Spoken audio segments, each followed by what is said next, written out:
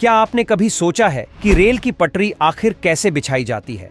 इन्हीं पटरियों की बदौलत ट्रेन अपनी स्पीड और दिशा को सही तरीके से कायम रख पाती है। देखने में यह जितना सीधा और आसान लगता है, असल में यह प्रक्रिया उतनी ही जटिल और चुनौतीपूर्ण होती है। इस वीडियो में हम आपको दिखाएंगे कि कैसे इंजीनियरिंग का कमाल और मेहनत की बदौलत ये मजबूत रेल ट्रैक तैयार किए जाते हैं, जो हर दिन लाखों यात्रियों को उनकी मंजिल तक सुरक्षित पहुंचाते हैं।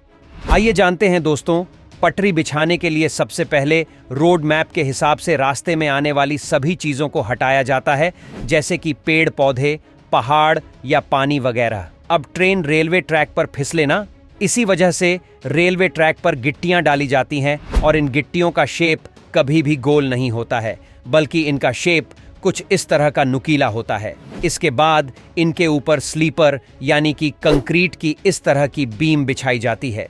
वैसे पहले लकड़ी के स्लीपर बिछाए जाते थे, लेकिन लकड़ी के स्लीपर पानी की वजह से जल्दी खराब हो जाया करते थे। इसी वजह से अब इन्हें भी कंक्रीट का बनाया जाने लगा है।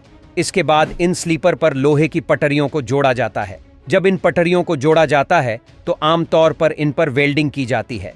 इस वेल्डिंग की वजह से पटरियां आपस में एक साथ जुड़ जाती हैं। लेकिन शायद आप में से बहुत से लोग ये बात नहीं जानते होंगे कि पटरियों का लोहा थर्मल इफेक्ट की वजह से फैलता भी है। दोस्तों, असल में इन पटरियों को वेल्डिंग करके आपस में जोड़ दिया जाता है, लेकिन गर्मी के मौसम में काफी ज्यादा गर्मी पड़ने की वजह से पटरियों का लोहा फैलने लगता है। तो अब अगर ये पटरियां पूरी तरह से जुड़ी रहेगी और फिर ज्यादा गर्मी पड़ने की वजह से ये पटरियां फैलती है, तो या तो ये पटरियां टेढ़ी हो जाएंगी या फिर इन पटरियों में क्रैक पड़ जाएंगे। इसी परेशानी से बचने के लिए इन पटरियों में बीच बीच में कुछ गैप छोड़ दिए जाते हैं। इसी वजह से जब पटरियां गर्मी के मौसम में फैलती है तो वह टेढ़ी नहीं होती है। पटरियों के बीच में यह जो गैप होते हैं, उन्हें नट बोल्ट की मदद से कुछ इस तरह से कस दिया जाता है और यह सारा काम हो जाने के बाद आखिर में पटरी के ऊपर कुछ इस तरह के पत्थर या गिट्टियां बिछा दी जाती हैं, जिन्हें बैलेंस कहा जाता है। इन्हीं बैलेंस की वजह से इन पटरियों की लोड सहने की कैपेसिटी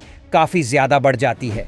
शायद आपको जानकर हैरानी होगी कि 1 किलोमीटर में पटरी बिछाने पर ऑलमोस्ट 1 करोड़ का खर्च आता है, लेकिन यह सिर्फ मैदानी इलाकों में पटरी बिछाने की कीमत है। लेकिन जब बात पहाड़ी इलाकों में पटरी बिछाने की आती है तो यह कीमत और भी ज़्यादा बढ़ जाती है। इसके अलावा अगर हमें ट्रेन की पटरी के साथ इलेक्ट्रिसिटी को भी गुजरना होता है तो पटरी के बिछाने जितना ही खर्चा बिजली के तार और पोल को खड़े करने में आ जाता है। दोस्तों, हमारे देश में तो एक साथ 2 पटरियां बिछाई जाती है, लेकिन विदेशों में कुछ जगहों पर एक साथ 3 पटरियां बिछाई जाती हैं और वहां पर यह एक्स्ट्रा पटरी इसलिए बिछाई जाती है क्योंकि तीसरी पटरी में इलेक्ट्रिसिटी फ्लो कराई जाती है। यहाँ उसे तीसरी पटरी से ट्रेन का एक रिसीवर टच होते हुए चलता है, जिससे उसे बिजली मिलती रहती है।